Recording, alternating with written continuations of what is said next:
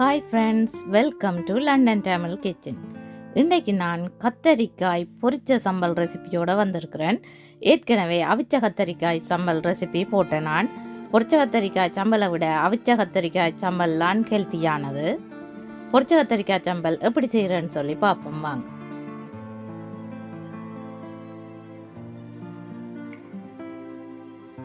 ஒரு பெரிய கத்தரிக்காயை எடுத்து கழுவி வச்சிருக்கிறேன். இந்த கத்தரிக்காயை எந்த சூப்பர் மார்க்கெட்லையும் வாங்கலாம். அடிப்பக்கத்தை வெட்டி வீசணும். நீட்டாக இந்த கத்தரிக்காயை வெட்டி எடுக்கணும்.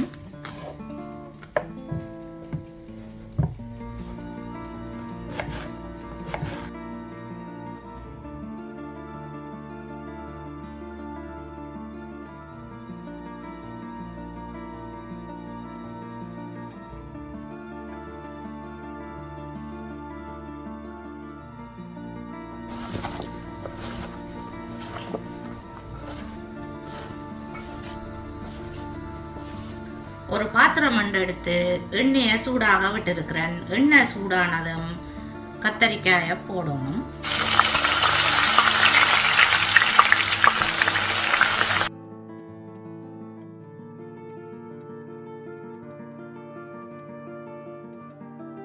கிளறி விடணும்.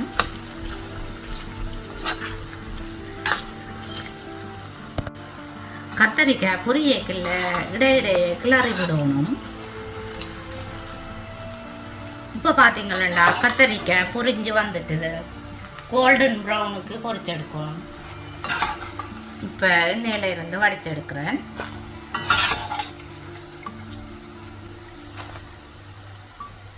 இப்படி கோல்டன் ப்ரௌனாக பொரிச்செடுக்கணும். நீங்கள் ஆகலும் ப்ரௌன் கலராக கருகின மாதிரி பொரிச்சிங்கள்னு சொல்லி சொன்னால் கத்தரிக்காய் கைக்கும். ஒரு பெரிய ரெட் ஆனியன் எடுத்து தோல் உரித்து கழுவி எடுத்து வச்சுக்கிறேன். நல்ல மெல்லிசா வட்டி எடுக்கணும்.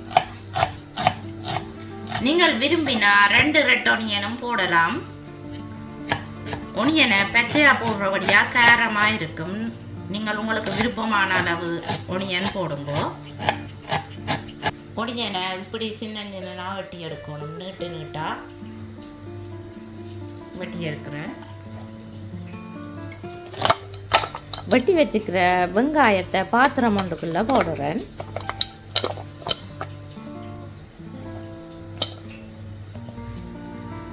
கொஞ்சம் கறிவேப்பிலை எடுத்து கழுவி வச்சிருக்கிறேன். அதையும் சின்ன சின்னதாக வெட்டணும். அதையும் வெங்காயம் போட்ட பாத்திரத்துக்குள்ள போடுறேன்.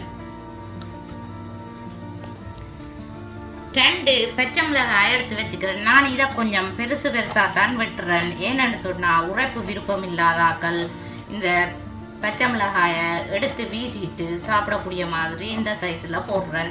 சின்ன நான் வெட்டி போட்டால் தான் நல்ல டேஸ்டாக இருக்கும். நீங்கள் உங்களுக்கு தேவையான அளவு பச்சை மிளகாய் எடுக்கலாம். பச்சை மிளகாயை மிக்சிங் பவுலுக்குள்ளே போடுறேன். ஒரு தக்காளி பழம் எடுத்து கழுவி வச்சிருக்கிறேன். தக்காளி பழத்தின் சீட்ஸை போடக்கூடாது.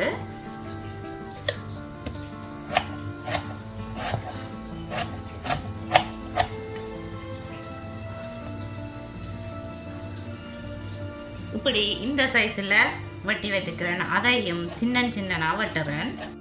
உங்களுக்கு தக்காளி பழம் கூட போடுறது விருப்பம் இல்லைன்னு சொல்லி சொன்னால் பாதி தக்காளி பழம் போடலாம்.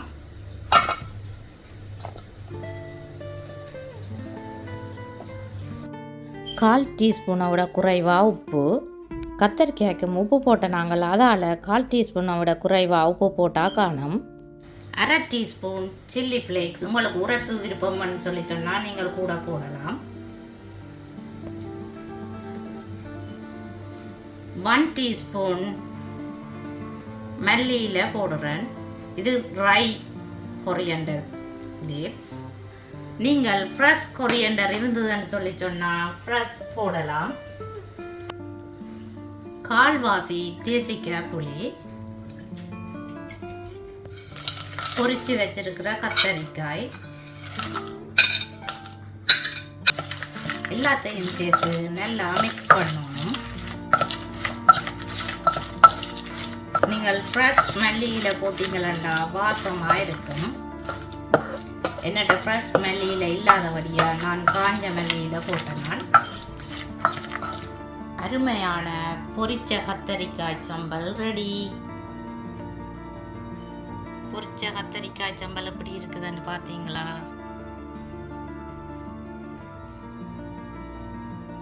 என்னுடைய வீடியோ பார்த்ததுக்கு ரொம்ப நன்றி. நீங்களும் இந்த பொரிச்ச கத்தரிக்காய் சம்பலை செய்து பார்த்து எப்படி வந்தேன்னு சொல்லி ப்ளீஸ் மறக்காமல் எனக்கு கமெண்ட் போடுங்க.